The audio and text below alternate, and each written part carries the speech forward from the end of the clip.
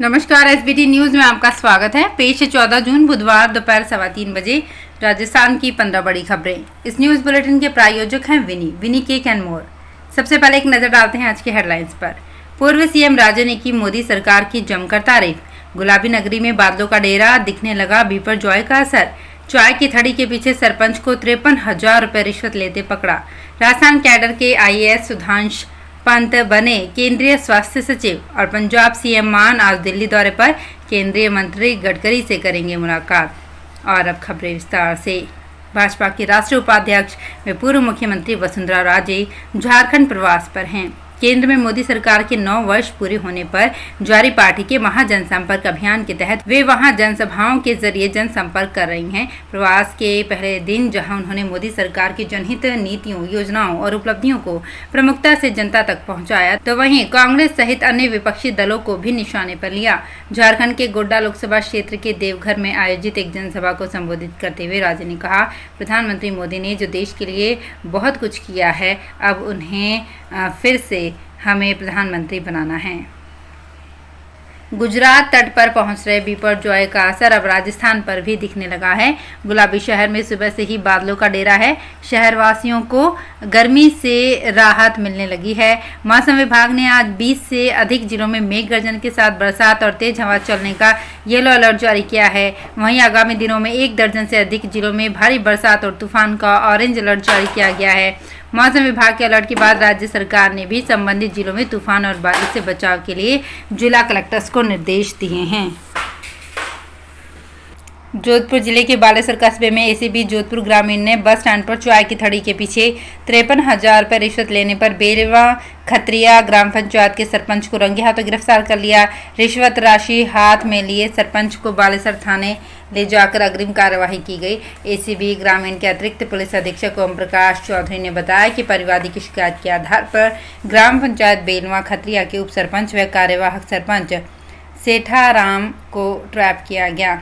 आरोप है कि उन्होंने ये रिश्वत 2 भूखंडों के पट्टे जारी करने की एवज में ली। राजस्थान कैडर के 2 सीनियर आईएएस सुधांश पंत और रजत मिश्र को केंद्र में बड़ी जिम्मेदारी मिली है। सुधांश पंत केंद्रीय स्वास्थ्य और परिवार कल्याण मंत्रालय में सचिव बनेंगे। पंत 31 जुलाई के बाद इस पद का चार्ज संभालेंगे। पंत 1991 बैच के आईएएस हैं। राजेश भूषण का स्थान लेंगे। भूषण 31 जुलाई को सेवानिवृत्त हो रहे हैं। इसके बाद पंत चार्ज संभालेंगे। पंत फिलहाल बंदरगाह, पोत परिवहन और जल मार्ग मंत्रालय में सचिव थे। इसी प्रकार 1992 कैडर के आईएएस रजत मिश्रा उर्वरक मंत्रालय में सचिव बनेंगे।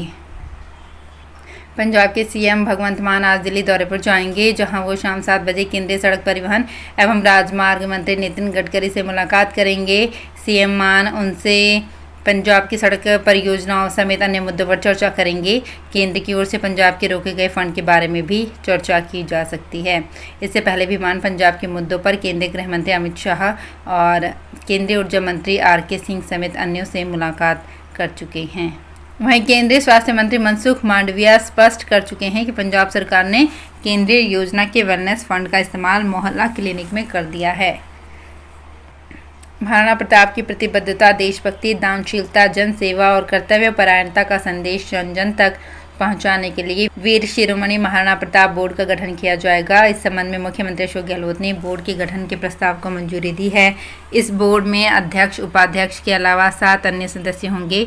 मुख्यमंत्री अशोक गहलोत ने उदयपुर में 22 मई को महाराणा प्रताप की स्मृति में बोर्ड गठित करने की घोषणा की थी। राजस्थान सरकार ने प्रदेश के असंगठित क्षेत्र के निर्माण श्रमिक कल्याण कोष के तहत पंजीकृत सक्रिय श्रमिकों एवं चिन्हित स्ट्रीट वेंडर्स को अस्पताल में भर्ती होने के दौरान राहत पहुंचाने के लिए महत्वपूर्ण निर्णय लेते हुए चिरंजीवी श्रमिक संबल योजना 2023 के प्रारूप को सहमति प्रदान की है। अब पंजीकृत श्रमिक एवं चिन्हित स्ट्रीट वेंडर्स और उनके परिवार के 25 से 60 वर्ष के सदस्यों को अस्पताल में भर्ती के दौरान अधिकतम 7 दिन की आर्थिक सहायता मिल सकेगी। अजमेर में होटल कर्मचारियों से मारपीट के मामले में आईएएस गिरधर व आईपीएस सुशील कुमार बिश्नोई की गिरफ्तारी हो सकती है। गेगल थाने में अज्ञात के खिलाफ मामला दर्ज है, लेकिन सीसीटीवी फुटेज के आधार पर सभी आरोपी चिन्हित हो चुके हैं। आरोपियों में से आईएएस, आईपीएस समेत 8 को अब तक सस्पेंड कर दिया गया है।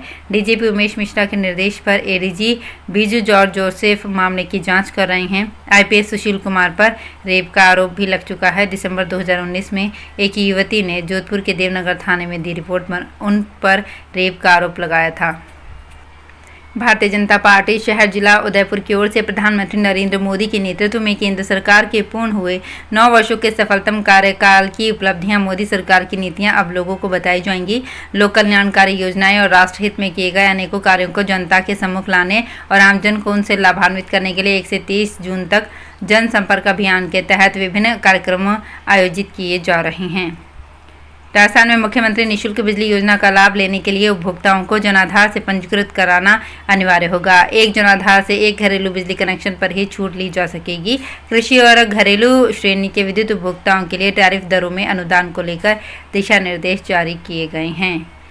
राजस्थान सरकार के सबसे बड़े विभाग शिक्षा विभाग में नित नए नवाचार और नई योजनाओं को अमली जामा पहनाया जा रहा है। वहीं दूसरी ओर शिक्षा विभाग में चौथा सत्र शुरू होने के 2.5 माह बीत जाने के बावजूद 3 सत्रों की बकाया पदोन्नति समय पर नहीं होने से राज्य की कार्मिक, आर्थिक व मानसिक तनाव पीड़ा से गुजर रहे हैं। लेकिन ना तो राज्य सरकार ना ही शिक्षा विभाग इस ओर ध्यान दे रहा है। राज्य के शिक्षा विभाग में वरिष्ठ अध्यापक से लेकर जिला शिक्षा अधिकारी तक के कर्मचारी 3 वर्षों से पदोन्नति का इंतजार कर रहे हैं। सीमावर्ती जैसलमेर जिले के अंतर्राष्ट्रीय सीमा क्षेत्र में अवस्थित तनोट में मुख्यमंत्री की बजट घोषणा के अनुसरण में नया पुलिस थाना स्थापित करने के आदेश के बाद पुलिस अधीक्षक विकास सांगवान ने एक आदेश जारी कर आधा दर्जन स्टाफ को वहां पदस्थापित किया है। इस थाने का प्रभार उप निरीक्षक देव किशन को सौंपा गया है। कायदे से इस थाने में 45 जनों का स्टाफ नियुक्त किया जाना है। इसके अलावा तनोट थाने में सभी जरूरी संसाधन की व्यवस्था आने वाले दिनों में की जाएगी।